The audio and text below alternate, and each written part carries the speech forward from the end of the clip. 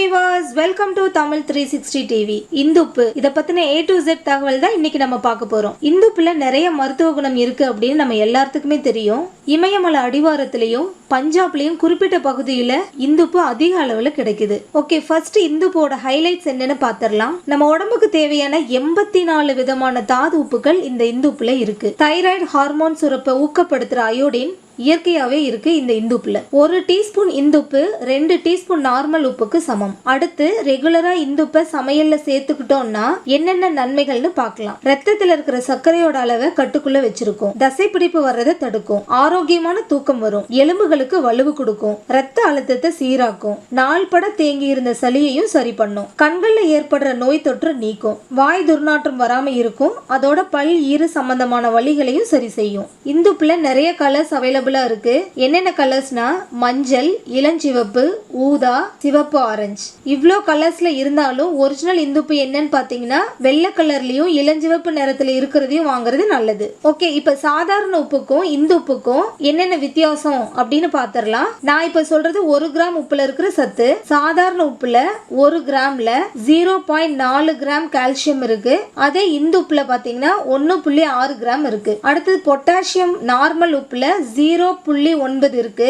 இந்துப்புல 2.8 point இருக்கு. அடுத்து magnesium சாதாரண உப்புல 0.0139 இருக்கு. அதே இந்துப்புல பாத்தீங்கன்னா 1.06 அளவு இருக்கு. அடுத்து இரும்புச்சத்து 0.0101 அளவுல நார்மல் உப்புல இருக்கு. அதே இந்துப்புல பாத்தீங்கன்னா 0.0369 அளவுல இருக்கு. அடுத்து சோடியம் 381 இருக்கு. இந்துப்புல பாத்தீங்கன்னா 368 இருக்கு. அடுத்தது இந்துப்பு நல்ல மலமிளக்கியா செயல்படும். எப்படின்னு பாத்தீங்கன்னா நல்ல பசிய தூண்டும். சிறுநீரை நிறைய வர வைக்கும். இந்துப்பை கொஞ்சம் வெதுவெதுப்பான தண்ணியில கலந்து வாய் கொப்பளிச்சுட்டு வந்தோம்னா வாய் புண், பல் ஈறு வீக்கம் சரியாகும். அடுத்தது இந்துப்பு சூரணம் அப்படின்னு இருக்கு. இதுல என்னென்ன கலந்து செய்யறாங்க அப்படின்னா சீரகம், ஓமம், திப்பிலி, சுக்கு, கடுக்காய் இந்த மாதிரி இயற்கையான பொருட்களை வச்சு இந்த சூரணத்தை செய்யறதுனால வாந்தி, பசி மந்தம், வீக்கம் இது எல்லாத்தையும் சரி பண்ணும். வாயு தொல்லைக்கு இது ஒரு நல்ல மருந்தா செயல்படுது. அடுத்தது வயிற்றுல இருக்கிற கெட்ட கழிவுகளை நீக்கணும் அப்படின்னு பாத்தீங்கன்னா இந்துப்பை 1 டீஸ்பூன் எடுத்துக்கணும். இதுல 1 லிட்டர் வார்ம் வாட்டர்ல எலுமிச்சை சாறு கலந்து காலையில வெறும் வயிற்றுல குடிச்சோம்னா 15 to 20 நிமிஷத்துல தேவையில்லாத கழிவுகள் எல்லாமே அடிச்சுக்கிட்டு வெளியில வந்துடும். வயிறு ஃப்ரீயா இருக்கும். அதோட வெயிட் சீக்கிரமா ரெடியூஸ் ஆகும். அடுத்தது